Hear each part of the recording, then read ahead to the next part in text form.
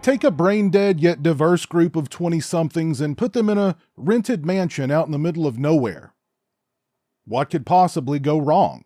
Well, if you guessed they'd stumble upon a room with a do not enter sign on the door, ignore said sign, discovering a bunch of weird, creepy stuff beyond the door, settle on opening a box with a big pentagram carved in it, excellent choice, and seal their fate, because the box contains cursed tarot cards, and one of them just happens to be a tarot reader.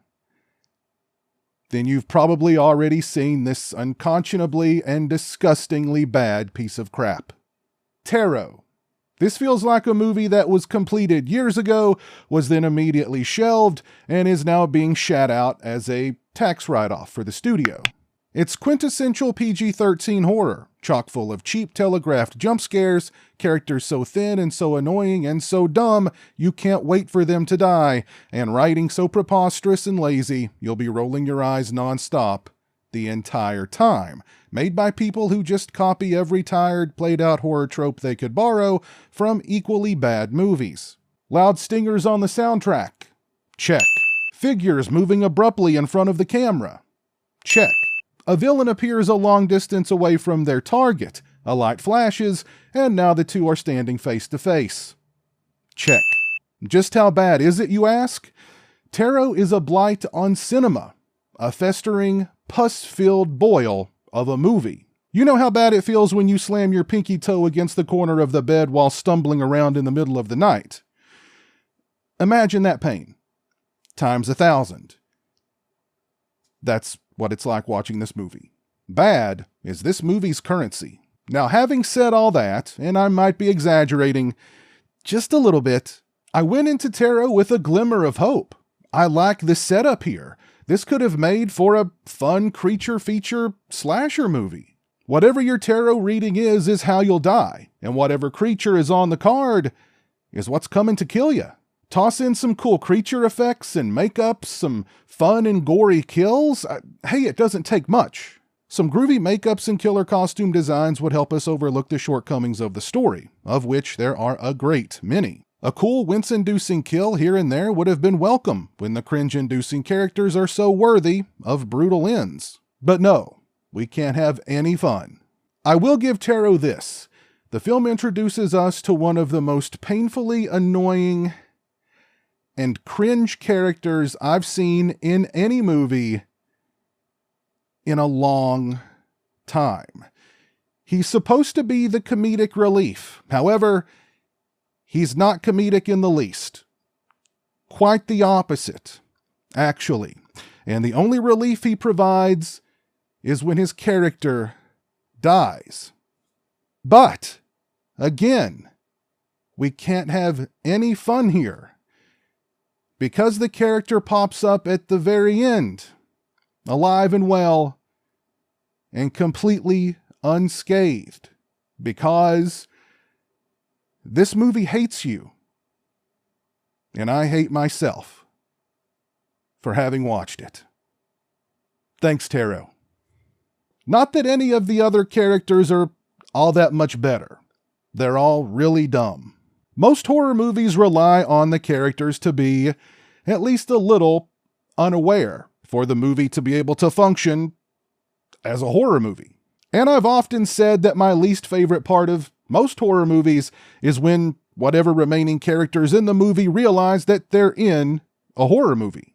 The characters in Tarot have that realization early on, and their level of unawareness is off the freaking charts. Luckily for them, though, the makers of Tarot make everything ridiculously convenient for them. You see, there just happens to be a woman with an intimate knowledge of the cursed Tarot deck, and she just happens to live within driving distance. Then they need to go back to the house from the beginning of the film, which is really this huge, sprawling estate, which is somehow affordable for a group of college kids to rent in order to get the cards. But luckily for them, there's just nobody there. And whoever was there last, I guess, just left the door wide open because they have no problem getting in. We don't even see how they get in. We just cut from one scene to bam, now they're inside the house. Who owns this house? Where the heck are they? And why do they have a room full of creepy stuff, including a cursed deck of tarot cards? The magician kill is the only halfway decent moment in the movie. It involves the classic magician cutting their assistant in half gag, only it's not the magician's assistant being cut in half here, and it's not a gag. However, the rating pretty much neuters the scene. I mean, a character is cut in half, and not a drop of blood is shed. Tarot could have been a fun movie. Again, I like the setup. However, the execution is way off. This is the kind of movie that turns people off to studio/mainstream horror. And no, not every PG-13 horror movie is trash, but Tarot is everything that is wrong with PG-13 studio horror. And then some. Watching Tarot is like a curse in and of itself, to which I say, save yourself. It's too late for me.